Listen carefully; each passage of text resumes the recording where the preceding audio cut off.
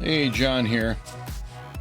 Let's look at some timing concerns that we have with the Rev 3 Retro board here. Obviously, it's working. I can play adventure, I can go in the building. Of course, if I play the game correctly, it's hard for me to type and talk sometimes at the same time. All right, so what's going on here? The board works, and yet we have some concern about timing. So what is this? Torshak, pardon me if I can't pronounce that right, posted a note in here about some timing concerns. I have an observation regarding memory access time. Trying to read the opcode fetch timings, and I don't think you have an entire 150. Yes, you have 1.5 clock periods, but MRAC does not fall with the clock. It takes 55 nano, etc., etc., etc., leaving me with a margin that's not quite what I need. I have to have 70 nanoseconds for the access time on my flash chip, as well as the SRAM. It turns out the SRAM has a lower worst case scenario. Anyway, now let's see where Torshak got that 70 nanosecond number. Well, in the simplest of cases, he got it from right here. But let's see what this really means and what's with the 55 up there. Why don't I just buy the 55 if that one's better? Well, I'm not sure you can get the 55 in the plastic dip form factor. That's why. Or if you can, they're out of stock right now. So let's scroll down here and look at some of the timing information on this chip. So the main concern has to do with how long it takes between the time you enable the chip and the time data can come out of the chip from the address on the address bus, okay? That's 70 nanoseconds. You can see this TCE, and there's another one called TAA, which this one is for a different situation that we don't use. Turns out they're both 70 nanoseconds, right? Notice also it says output enable access time is 35 nanoseconds. Now, I'll leave this one as more of a task to the student after we go over the critical ones, which is the access time. What I'm getting at is the output enable access time is the time at which the data will flow out of the chip if it has already been enabled. Okay? This is actually also critical, but it's not a problem with our numbers, okay? This one up here, though, the 70 is. So let's take a close look at what CE really is. Down here, there's a table that says, here's your TCE. It says, once the chip enable goes low, how long will it take before data comes out of the chip? That's what that's all about, okay? Now, there's also TRC. It suggests the address has to be there before the chip enable goes low. That would be nice. Otherwise, what have you done? You've enabled the chip and you've given it garbage or the wrong address? That's useless.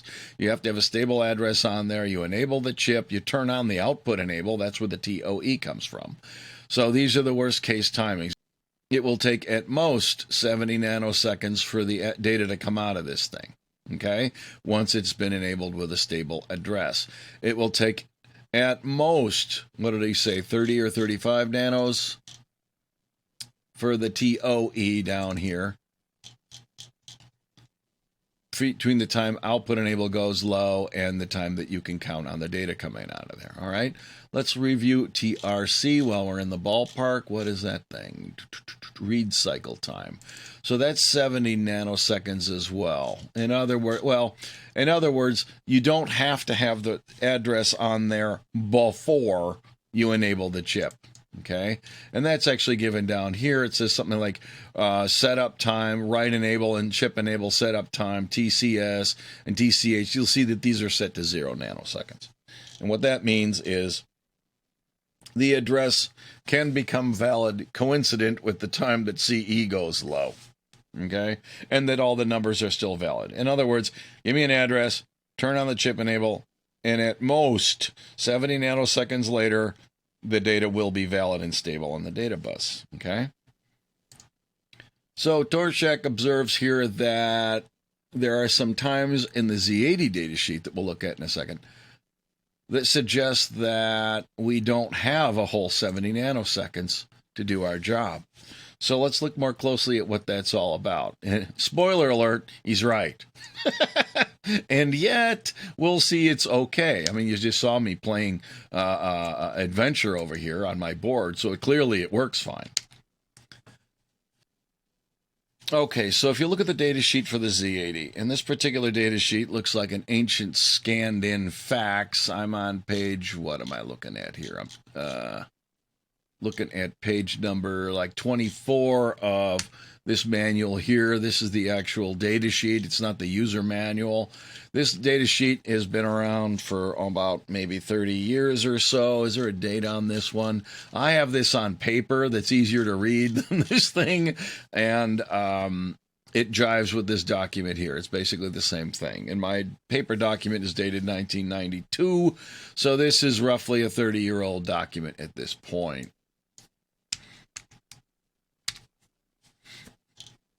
And that will become of interest later on as we talk about why things are the way they are, okay?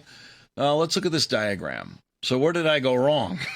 Okay, you see this cycle here? Let's first do a bird's eye view of this thing. What we're looking at here is the instruction opcode fetch cycle. And if you look at all the timing diagrams that have to do with reading data out of the memory that the Z80 performs, this one here is the least amount of time. So this is the critical one. If it works for this one, it'll work for regular memory I/O, because we have another half cycle if you look at the other timing diagrams for those accesses above the amount of time you have during opcode fetch. So I looked at this thing and total classic boneheaded move. I counted the number of waves here and I said, well, I got 1, 2, 3 long, periods at 100 nanoseconds each. So I've got an eternity here and just moved on. I didn't care. Well, if we look closely, this one here that's labeled TW with an asterisk next to it, that has no footnote associated with it anywhere that I found, is a wait state. Okay, that is an optional wait state that in this diagram is caused by the fact that wait here is low during this point in time relative to T2 over here. Well, the Z80 Retro board doesn't generate any wait states. It never lowers wait. It's always high. It's pulled up by a resistor, which is right here on RN1. Okay, so then this is not hooked up to anything else in the entire design. So our wait signal is always high. Therefore, we don't have a wait state here. Therefore, it goes T1, T2, and then it goes right into T3. So in my back of my mind, let's not even bother to pay attention to it reasoning, I skipped this whole thing. Whoopsie. But am I really in trouble? Well, as Torshak noted, yes, maybe. So let's take a close look at what all this stuff really means in here. Other people were asking about reading data sheets and timing diagrams. They couldn't figure it out, heads or tails. So let's have a look-see and see what this, see what all this stuff means in here. Starting at the beginning, the clock signal here is the main oscillator on the board. I'm running mine at 10 megahertz.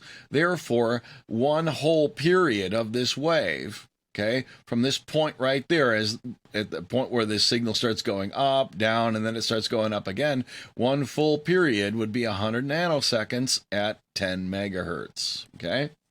Now, they draw them with angles here. Because nothing can happen instantaneously, they acknowledge the fact that as this signal goes from low to high and then back from high to low, it takes time. How much time does it take? Well, see this 4 right here with these arrows? They suggest that time metric number 4 here represents this amount of time between the high and the low. Now notice also that it doesn't measure from the absolute maximum voltage to the absolute zero over here. It's sort of already on the way. And as you may know, and under circuits that are like TTL compatible and even CMOS, they have kind of like this voltage range here. So we'll consider anything between like 0 volts and maybe half a volt or something like that as a 0. So these dashes aren't really at, say, 5 volts and 0. They're already in, when it's already moving along.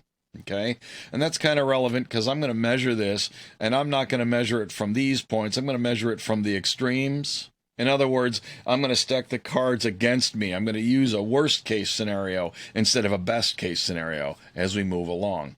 So, but let's look ahead and see what's going on here. So it says that number 4 here, which is the amount of time it takes it to go from high to low, or the amount of time it takes the Z80 to interpret it as having moved from high to low is some amount of time referenced by metric number 4, every one of these little circles.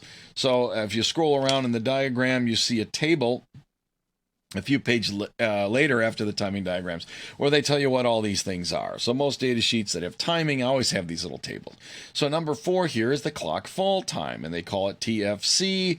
And for the Z80 10 megahertz right here, it says the worst case scenario, the longest that shall ever take, would be 10 nanoseconds. Clock rise time is the same thing, 10 nanoseconds. And they account for each one of these things individually, number 4, number 5, and so on. Other critical things that we'll see is the clock rise to MREC rise delay, or rather the fall delay. Number 8 here, we'll see that in a minute, is 55. Okay?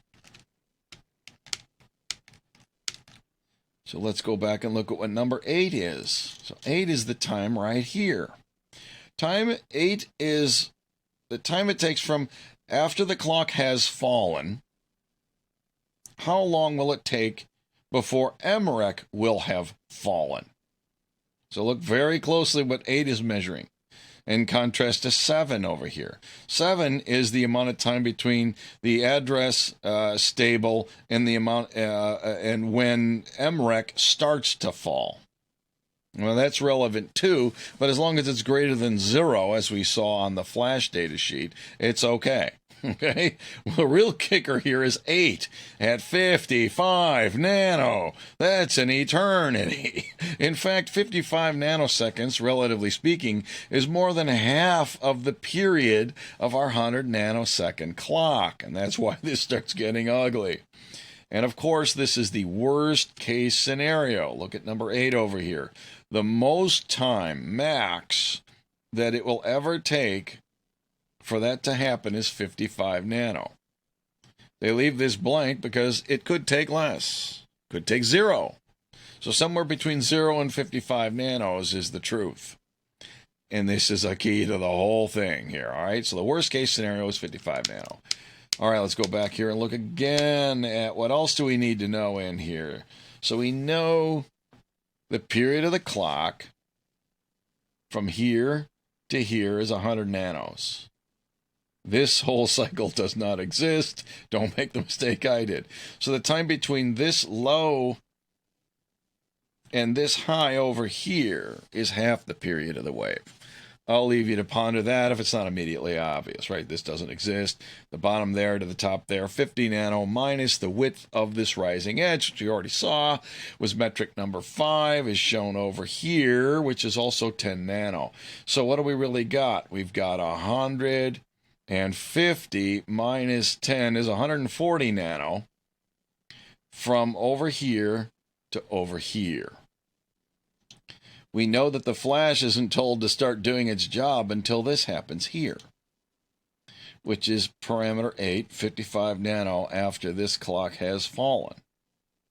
So what do we then have to do? We have to take our 140 minus this 55, and that's how much time we have until we get to here.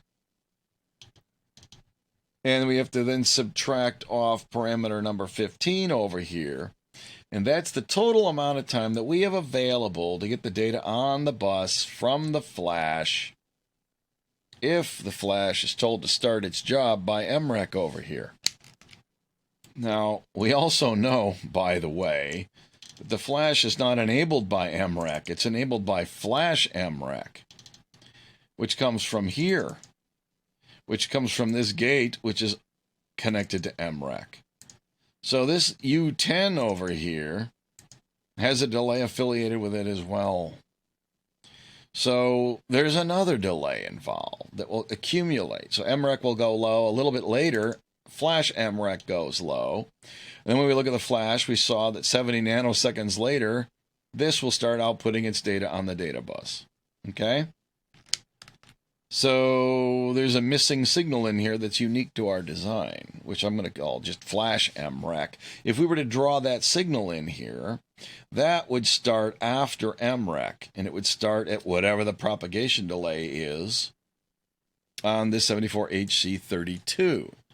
Now, we can grab the data sheet for the HC32, scroll down, and there will be timing information in here as well, somewhere. Some number of nano input transition time. That is not the one we care about. We care about propagation delay. Here you go. And look what we've got here. Yee-yah! That thing is like, we're going to run in negative time. Right? Okay. Luckily, that's not the number we care about. Look at what's going on here. So this chip can run at different voltages. So if it runs at 2 volts, it takes forever to get its output. That's not what we're doing. We're running ours at 5. So we're between 4.5 and 6 volts. Here we go. Here's a reading at 5 volts. Now, look at the way this thing is written up in here. Now, what they usually do is they say, look, these are the switching characteristics over free air temperature range. Typical values are measured when it's 25 C, unless otherwise noted. So if you look here where it says 25 C, these are the actual times that they found when they were testing it when it was at this temperature. If they check it at minus 40 C, which is just freezing cold, parts of the world will get that cold, by the way, if you're in northern Alaska or something, and up to 85 C, just under water boiling. Okay, if you can survive in the environment where the chip is, you're looking at this table over here. Okay, if you're going to run it super hot or super cold, you need to be concerned with the more extreme timing numbers over here. Okay, or the super extreme over here. If you're running it in boiling water, what happens over there? Okay, these are not the ones we care about, and we don't heat. This chip doesn't heat up. The board doesn't heat up. We're not using that much power. We're running it at 5 volts. We're not loading it with 50 puff of capacitance or anything like that. It's only driving one single input on one chip. This timing number down here is much more typical of what we're going to see at 5 volts. Now, they say typical is 7. They don't give us the maximum at 5 volts. I'm like, thank you very little, okay? So we know that the maximum is probably somewhere between 18 and 15. Let's call it 17. Or let's just use 18, okay? Based on the voltage and a lot of load capacitance. As the load capacitance goes down, it'll switch faster, is what this really means. Higher volts happen sooner than lower volts, and comfortable temperatures run faster than extreme temperatures, okay? So let's, for now, assume the worst case at 18 nanoseconds. So that means that at 18 nano after MREC, flash MREC will go low over here, okay? So these things are not looking so good for us. Even in the back of your head, you know that 55 nano for number 8 over here. And what was number 15, right? 15 down here was 25 nano minimum. And minimum there means that, well, if we can find the right diagram, it means that I'm free to put the data on there sooner, okay? That means minimum in this direction here. If this thing goes out further, it means I just got the data there sooner, and that's okay, okay? So the worst case scenario then would be our 140 minus the 55 minus the 18 for the delay to the flash MREC minus the parameter 15, which was our, what was that, another 35 nano? Number 18 over here, or 15 rather, was 25 nano, okay? So this is starting to add up to be pretty bad. So let's make a table and work these out. So over here, I've copied these times out of the data sheet. Rising and falling edges are parameter number 5, 10 nano, 55 nano for parameter 8, 25 nano for parameter 15. U10 takes 18 nano, and these are all the worst case scenario numbers, all right? Now, I've taken the liberty of actually running mine and probing around with my oscilloscope to measure the actual times of parameter 8 and 15, as well as 18 over here, and we can see they're nowhere near the worst case scenarios, which is what we would expect, right? We're not running these chips in extreme environments. The chip that I have is actually not that old. It was manufactured a year ago at the time of this recording, and somebody pointed out on one of my comments that age sometimes comes into this. You know, I mean, realize when they rate these worst case ratings, it is over the wide temperature range, the range of possible operating voltages that we may not be encountering at all, and in this case we're not. And it also could be that the age of the chip could cause the thing to slow down over the years. It could, you know, vary in some way. It could be that the manufacturing processes at the time this was calculated or measured, I should say, has might have been worse than it is today. Like I said, my Z80 10 megahertz chip was manufactured last year. I think that processing technology today may be a lot better. Another person commented that, you know, they probably could have come up with a new data sheet and revised these numbers and improved them. But in doing so, it would have cost them a lot of money, and would it benefit them commercially in any way? Probably not. I mean, how much of a demand is there for these chips? Not that much. So this is not out of the question that it could be looking like it's running this fast.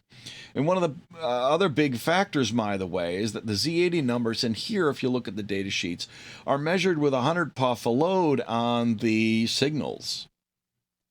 That generally would happen when you have a lot of chips hooked up to a line, or you have a long trace, or just a lot of parasitic capacitance in your design, which I probably don't have because there's just not that many chips on the retro board.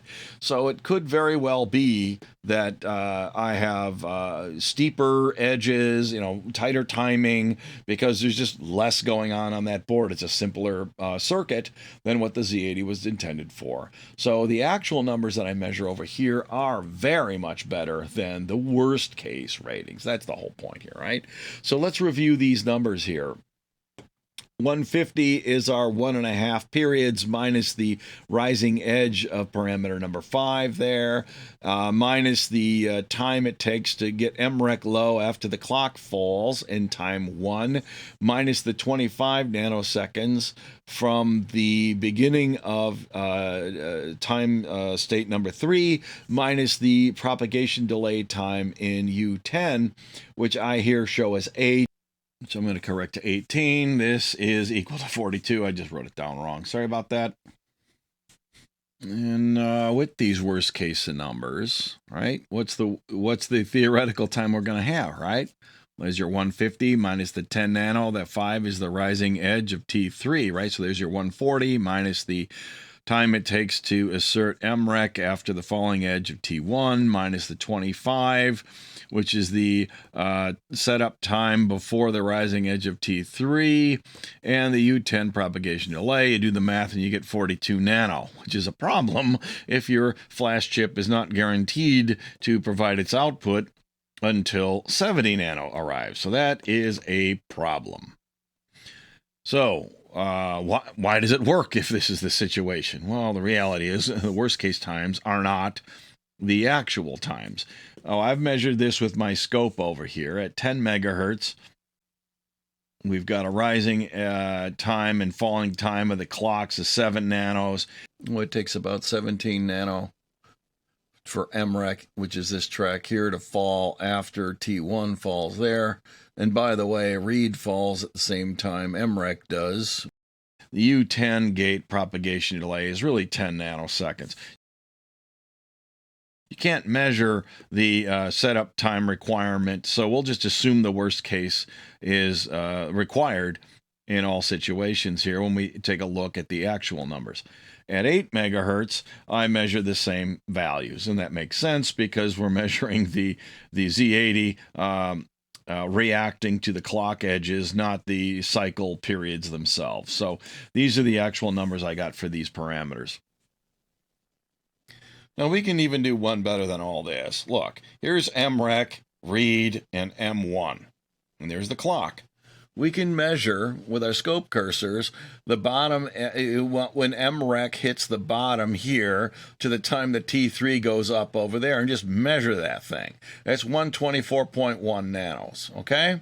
Now, remember, we have to pull back on the time from U10 propagation delay and the parameter 15 over here, but we don't have to do so much math and estimates and edges and stuff like that. We can just measure this. So at 10 megahertz, we got 124.1, and at 8 megahertz, the bottom edge of MREC here to rising edge of T3 is 161.5 nanos. So with these actual measured values in mind, what can we really expect here, right? Well, we know that, the 150 minus the rising edge minus the delay to MREC, we just measured that at 124 at 10 megahertz. So we can just simply take the 124 nano minus the propagation in U10 minus the setup time requirement for the data before T3 rises and come up with this equation here. 124 minus the 10 nano on U10 minus 25 gives us 89. This is why it works. Simply because parameter 8 here is way too conservative for reality. And even if this thing slowed down a little bit, we got quite a lot of time we can waste before we run into trouble. And this, of course, assumes that the flash really does take 70 nano in its worst case as well. In reality, it probably asserts its data output much sooner than that as well. So we've got plenty of elbow room in reality, okay? Now, if we are concerned about this, like I said, I'm not a big overclocker. I don't run out and, I'm going to increase the speed of my PC and all this stuff. Forget that, right? Because you're stressing. If you actually do overclock something and run the CPU faster than its rated speed, which we're not because we have a 10 megahertz CPU, okay? It turns out that, bad things can happen. It'll overheat, you can end up with bit errors and things and inconsistent behaviors and things like that. So I generally don't like to do that. So in this case, I would be okay simply because I measured it all out and I'm running it at room temperature, and I'll probably get bored with this within a decade or so, within a year, right? So aging is not a huge concern or anything else. This is fine. But let's say it's not. Well, if you buy the 10 megahertz chip, and be careful, don't think I'm going to run it at 8 megahertz, therefore I'll buy an 8 megahertz chip. All these numbers change. So if you take the 10 megahertz chip with these values, and you then run it at 8 megahertz because the clock rating on a Z80 can go all the way down to 0, okay? Some chips, you have a minimum clock speed. You have to run it at least X and at most Y, that kind of thing. Z80, no, you can stop it. Just stop the clock, and it's fine. It's fully static. What do we got here? If you run it at 8 megahertz and you do the theory, you end up with 80 nano in here, which is fine. Okay, so if you're really concerned, just buy an 8 megahertz crystal instead of the 10, and you're good. Now, we did do the measurements, and we did get the 161.5 time, right, from the bottom of MREC to the leading edge of the T3. We got 161.5 minus the propagation delay on U10 minus the setup requirement on the data, and you end up with 126.5 in reality. So this is super conservative. If you don't want to overclock your retro board, just run it at 8 megahertz. So, as Thorshack points out, of course, this is almost the absolute worst case scenario. Unless he's wrong, of course, this would not be the first time, right? No, he is correct. She is correct. These are the worst case timings, but, it's okay because we're not in the worst case situation. And that's why, if you really want to, you can run west from here, take the rod, continue to go west, and before you pick up the bird, spoiler alert, you need to drop the rod again because it scares the bird otherwise. Here, I'll show you. If you try to take the bird and put it in the cage, it gets upset. Oh, it's scared. So if you drop the rod first and take the bird, it is gleefully sitting inside the cage. And then you can retake the rod, take your inventory, and we see we have a little bird in a cage. And everything's fine. Now, if I could only figure out how to get the Excalibur sword out of the stone. I'll see you next time. Bye.